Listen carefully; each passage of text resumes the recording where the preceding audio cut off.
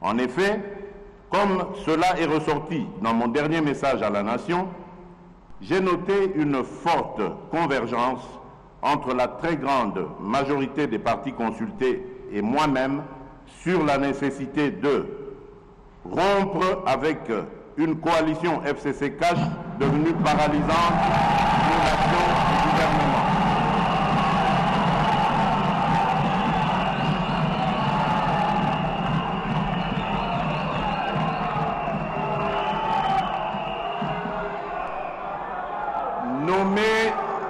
Nommer un informateur aux fins d'identifier une coalition conformément à l'alinéa 2 de l'article 78 de la Constitution.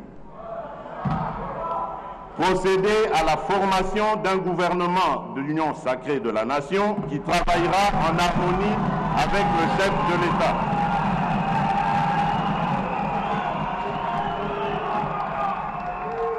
Mettre en œuvre les réformes issues des consultations, dont la plupart sont les mêmes que celles voulues par le président de la République et contenues dans le programme du gouvernement. C'est le lieu ici de rendre un vibrant hommage et mérité à vous, honorables députés et sénateurs, de toute tendance politique, qui avez participé activement à ces consultations où vous vous êtes approprié des résultats et décisions qui en ont découlé en vous inscrivant dans la dynamique de travailler avant toute chose, dans l'intérêt du peuple dont vous êtes les représentants. Comme je n'ai cessé de vous le rappeler, vous avez un rôle à jouer pour aider à corriger les excès du passé, à implémenter un nouveau code, un nouveau mode de gouvernance et à veiller à ce que nous ayons un Congo pacifié, plus efficace, plus démocratique et surtout plus solidaire. C'est pourquoi la mission du nouveau bureau sera de se pencher sur la revalorisation de la mission parlementaire, tout en veillant bien sûr à un meilleur traitement des députés.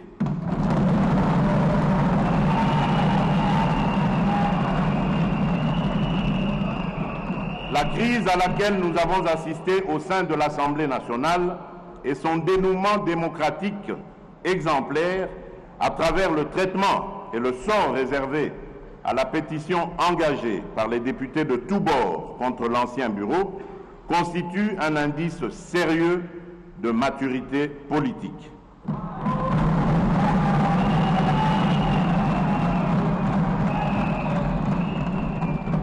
Ce fait tend à démentir une certaine doxa populaire qui soutient encore que le sort de notre pays ne peut s'inscrire que dans le sang, la violence, les rébellions, les assassinats et autres coups d'État.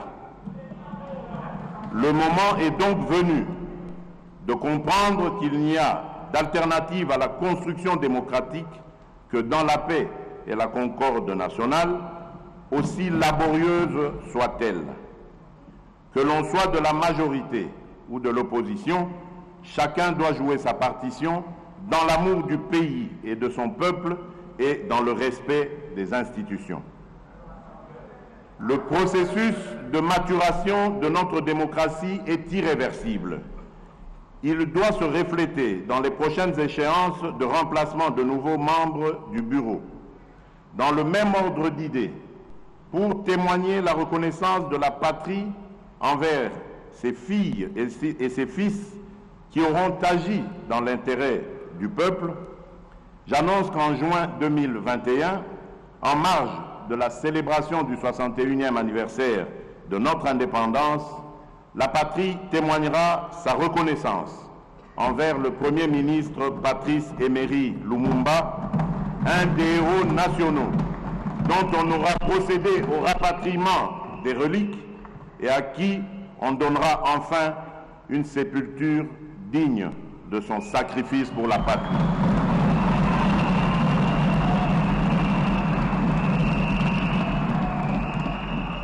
Honorables députés et sénateurs, un autre événement déterminant qui a marqué un tournant décisif dans la vie nationale et a rendu indispensable des actions de courage reste sans nul doute l'apparition dans notre pays de l'épidémie de coronavirus Covid-19 qui met en danger la santé de nos populations déjà fortement vulnérables de suite de l'accès insuffisant à la santé, à l'eau, à l'électricité et en proie à d'autres maladies et épidémies.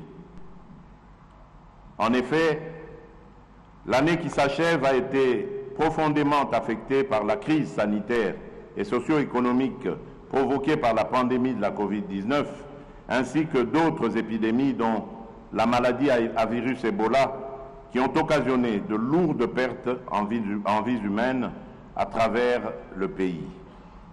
Il sied de rappeler que pour mettre la population à l'abri de toute propagation de la contamination au coronavirus, j'ai immédiatement mis en place des mesures pour contenir sa progression.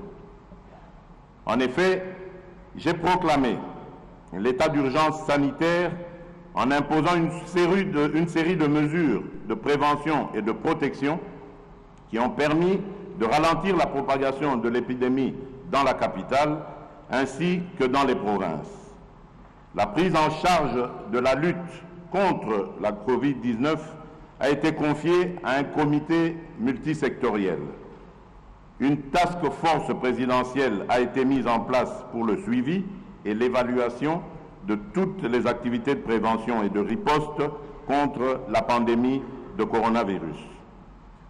L'on peut noter avec satisfaction que, grâce à mon impulsion, l'année 2020 a marqué la fin de l'épidémie mortelle de la maladie à virus Ebola, qui a sévi à l'est du pays et dans la province de l'Équateur, et de l'épidémie de rougeole, grâce aux campagnes de riposte menées avec efficacité par les experts nationaux et internationaux, intégrant la vaccination, la prise en charge des cas et la surveillance de la maladie.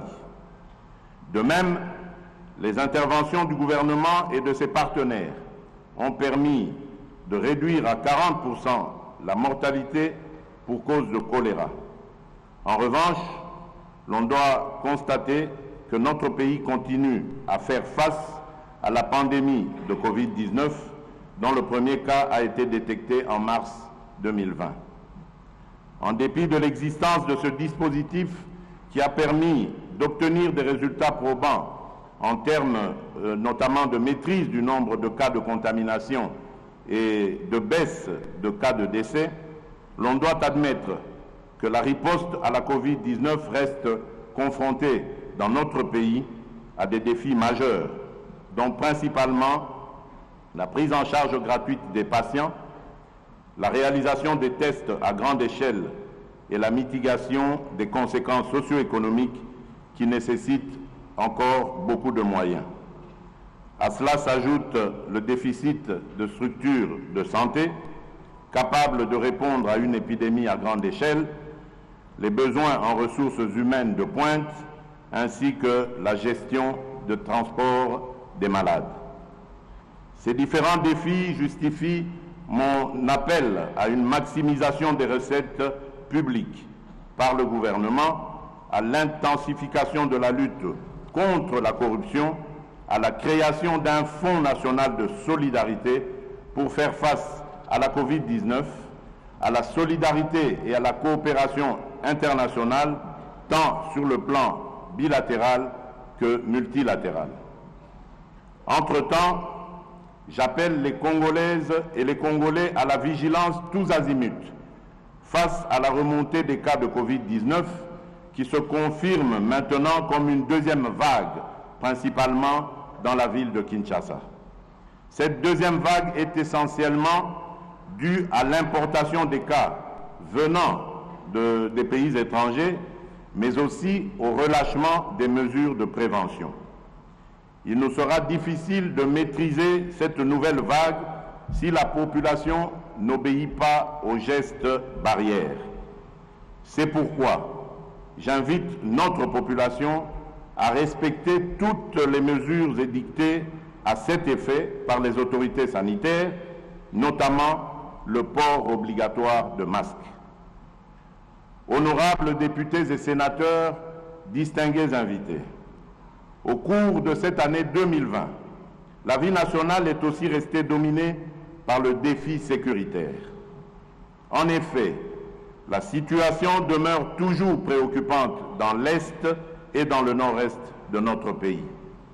Diverses actions ont été menées et continuent à être menées pour y faire face. Des programmes publics et privés de sensibilisation de la population sont implémentés sur le terrain. Des opérations de nos forces armées tendant à traquer et neutraliser les ennemis sont toujours en cours et une réforme des programmes DDR et STAREC est actuellement en phase de finalisation pour aboutir à un programme unique et fusionné DDR-CS, désarmement, démobilisation, réinsertion communautaire et stabilisation, destiné à gérer les cas des personnes qui renoncent aux activités des groupes armés. Je vous demande donc de soutenir mon action pour le rétablissement de l'autorité de l'État dans cette partie de notre pays. Les FARDC, dont j'assume le commandement suprême, vont prendre de plus en plus d'ampleur, de plus en plus de force, et elles seront capables de défendre notre pays et tout le territoire national.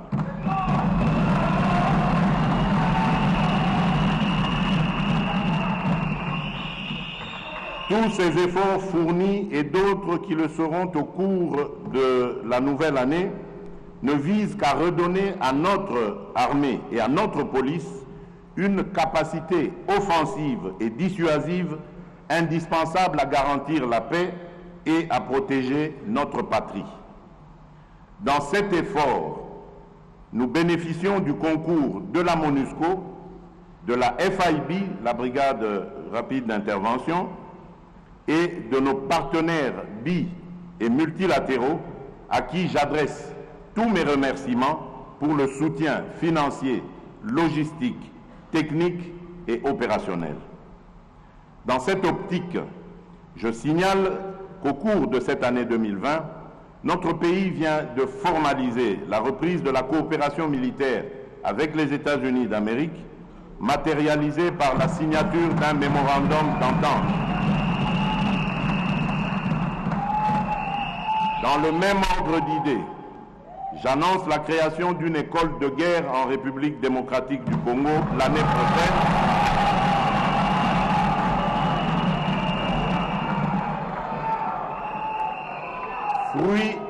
Fruit de la coopération avec la France, avec pour objectif d'améliorer la formation et la remise à niveau de nos officiers supérieurs dans tous les domaines.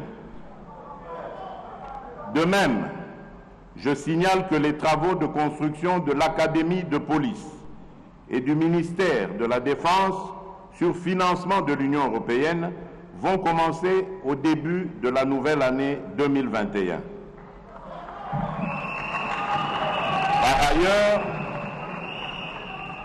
Par ailleurs, se poursuivront au cours de la même année la coopération avec la Chine pour la construction de nouvelles infrastructures.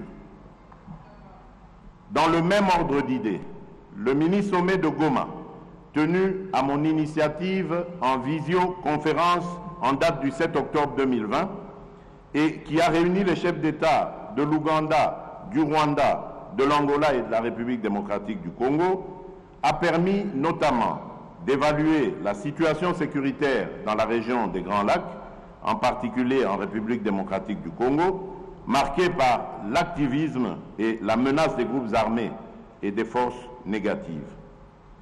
À cette occasion, les chefs d'État ont rappelé l'accord cadre d'Addis Abeba qui affirme les préoccupations sécuritaires des pays de la sous-région et ont affirmé leur volonté de conjuguer leurs efforts visant à éradiquer ces forces négatives et groupes armés opérant dans la sous-région et en particulier à l'est de la République démocratique du Congo.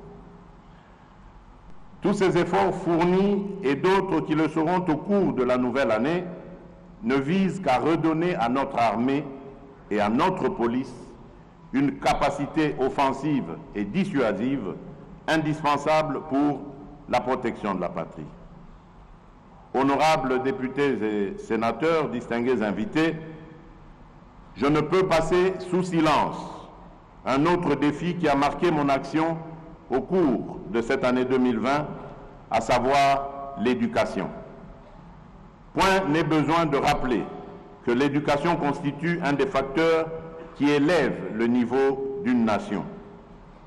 En application de l'article 43 de la Constitution, j'ai décidé de la mise en œuvre effective de la gratuité de l'enseignement à l'ensemble du niveau primaire et sur toute l'étendue du territoire national dès la rentrée scolaire 2019-2020.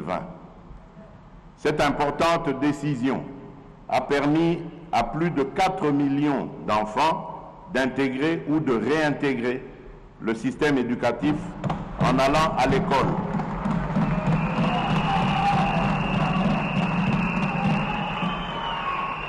Et de réduire de manière substantielle les charges des parents pour l'éducation de leurs enfants. Je me dois de souligner que la politique de gratuité a induit des effets de divers ordres. Des instructions précises ont été données au gouvernement afin d'arrêter des mesures d'accompagnement.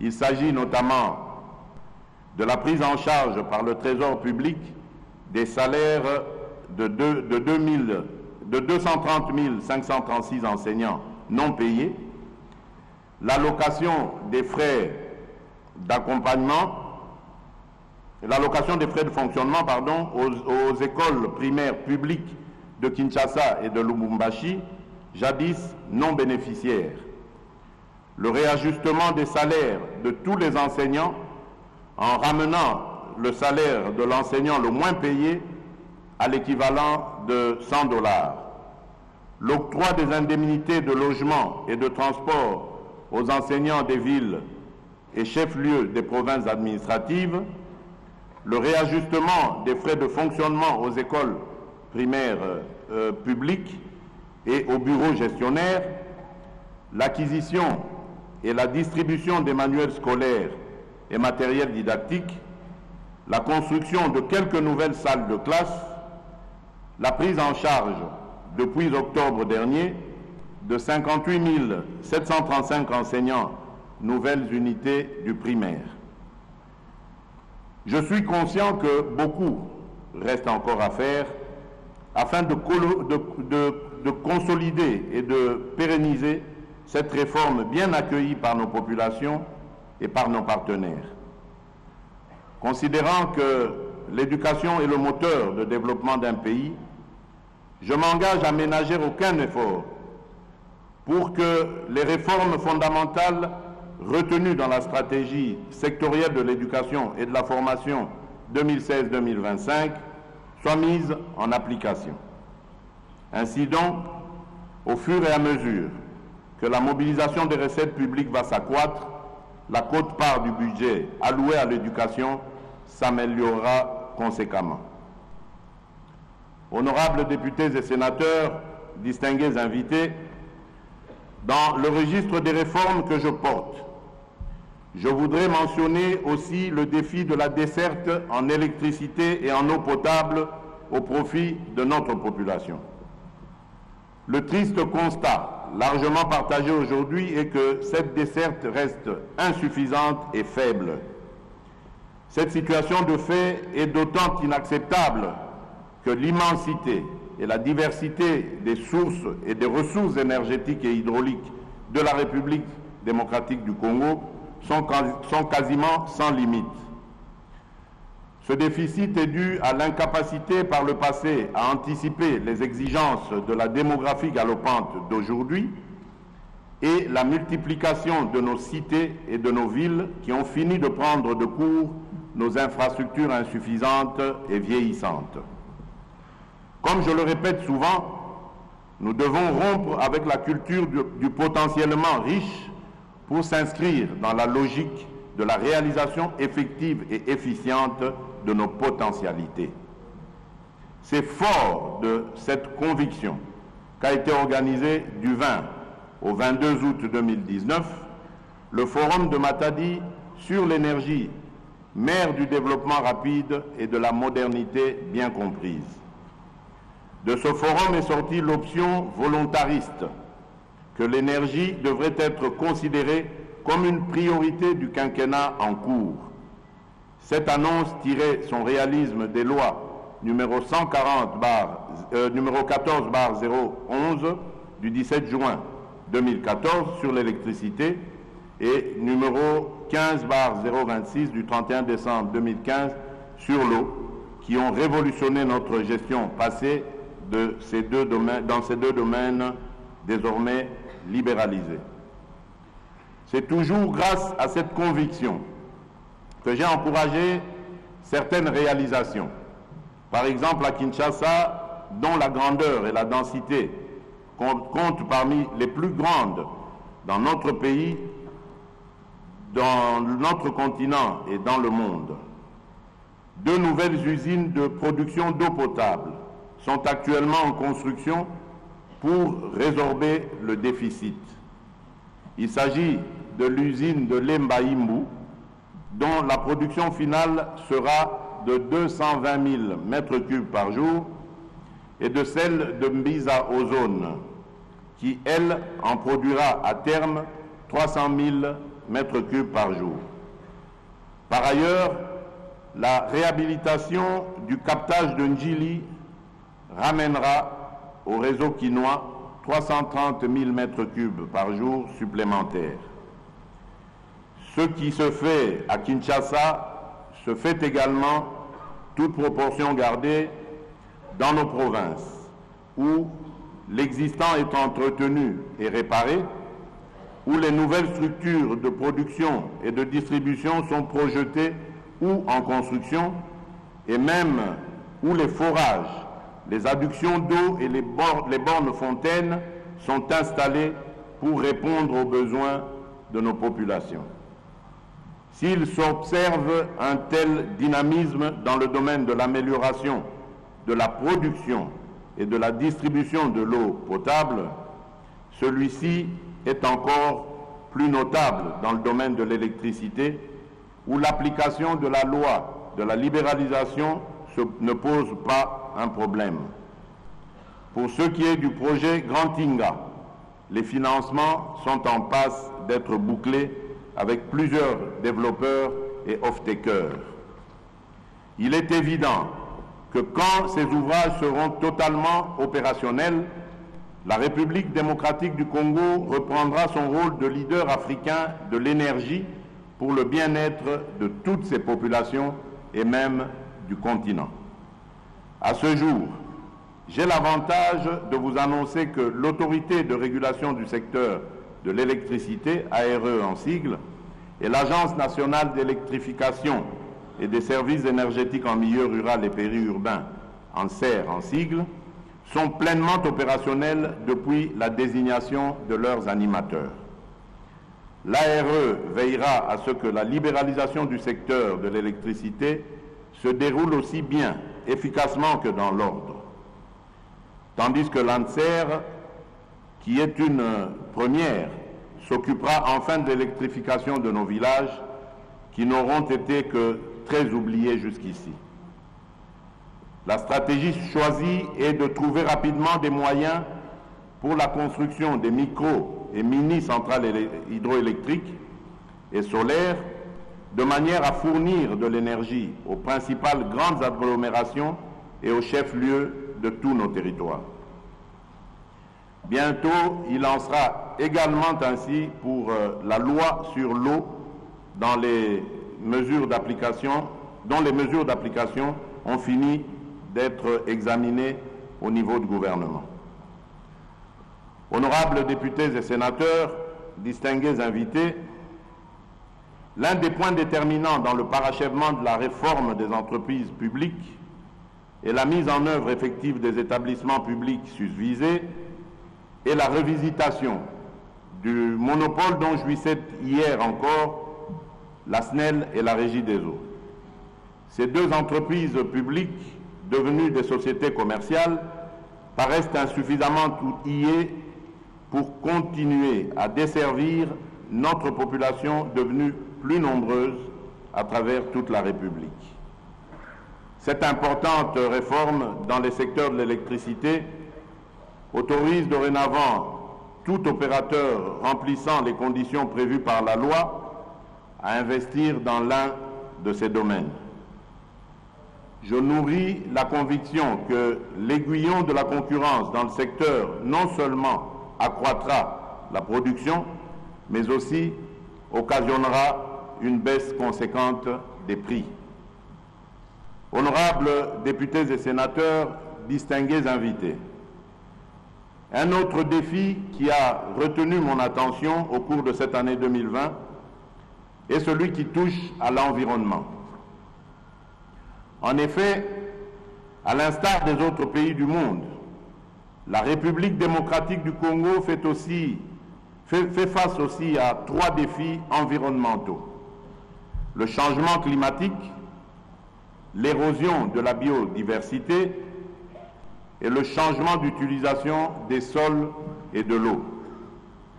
Parmi les initiatives prises pour apporter des solutions à ces problèmes, j'ai mis en œuvre un ambitieux programme intitulé « Jardin scolaire pour 1 milliard d'arbres » en vue de la reconstitution du couvert forestier du pays.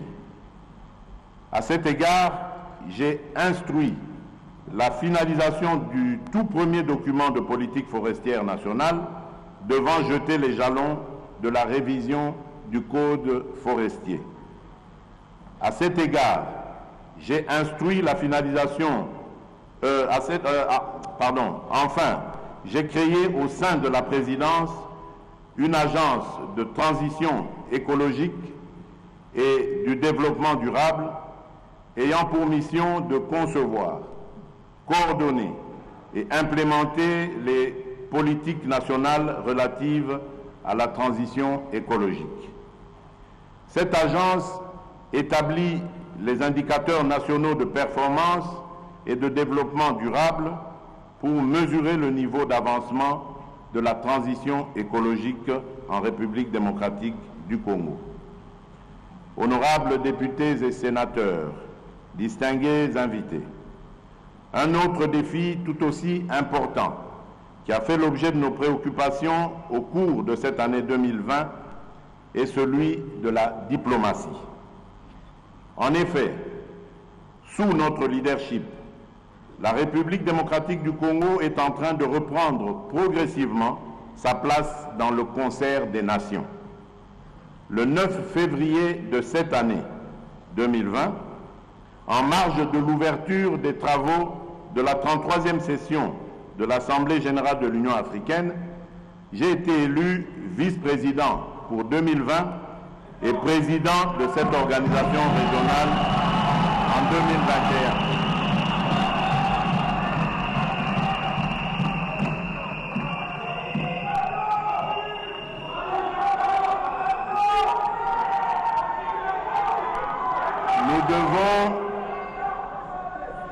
Nous devons contribuer chacun à la réussite de ce mandat qui offre à notre pays l'opportunité de faire progresser plusieurs réformes et projets au niveau continental, mais aussi d'améliorer son image et d'accroître son influence dans le concert des nations.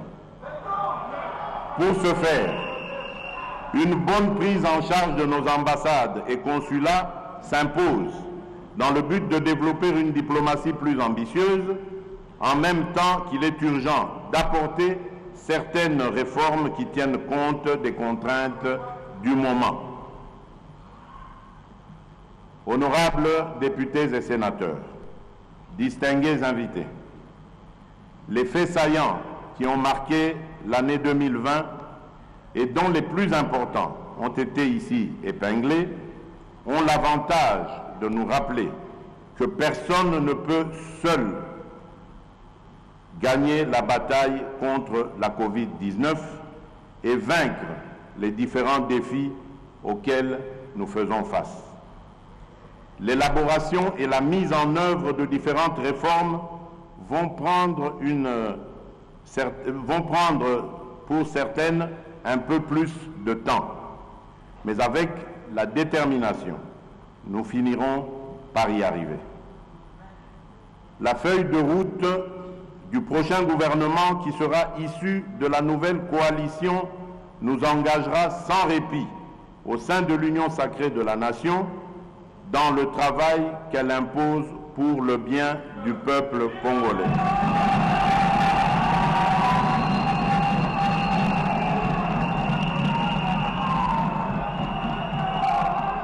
Dès lors, travaillons tous ensemble, dans la concorde, sans exclusion aucune, pour mettre fin à cette pandémie, pour mettre en place des systèmes de santé résilients, à même de protéger nos peuples à l'avenir et pour bâtir notre pays.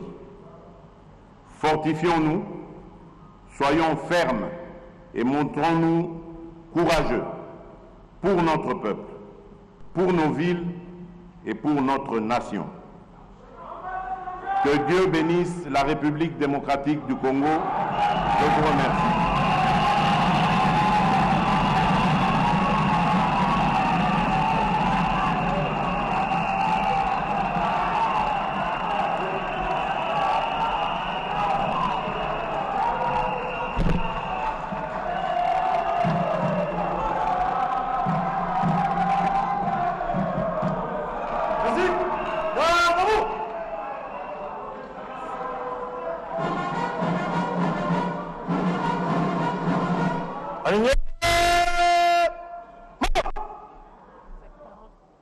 Gardez-vous. 60, présentez. Armes. Musique, fermez le banc.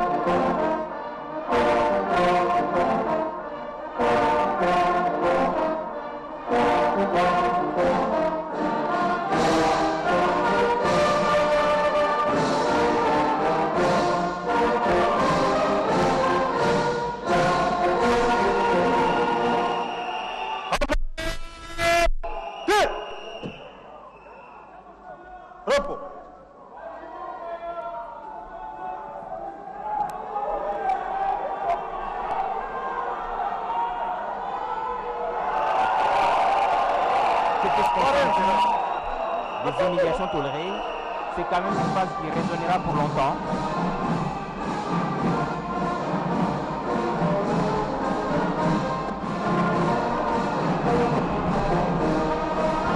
Le président de la République, Giscard d'Estaing, qui quitte la salle de congrès après son discours sur l'état de la nation.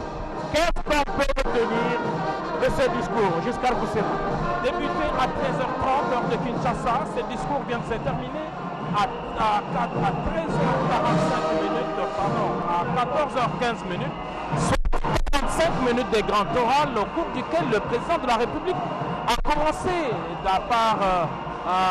comme en 2019, d'abord par rendre grâce à Dieu pour cette grâce qui lui donne de pouvoir se présenter devant les deux chambres du Parlement. Le président de la République a commencé par rappeler l'engagement qu'il avait pris ici même dans ces locales il y a une année par rapport à sa politique de gouvernance, et il a reconnu ces déficits de gouvernance qui l'a amené aujourd'hui à prendre un tournant au niveau de la politique, rompre avec l'Alliance et donner au Congo un nouvel espoir à travers l'union sacrée de la nation pour laquelle on attend le gouvernement dans les prochains jours. Le président de la République, revenant sur les faits marquants, est allé secteur par secteur, de la sécurité jusqu'à la diplomatie en passant par la santé.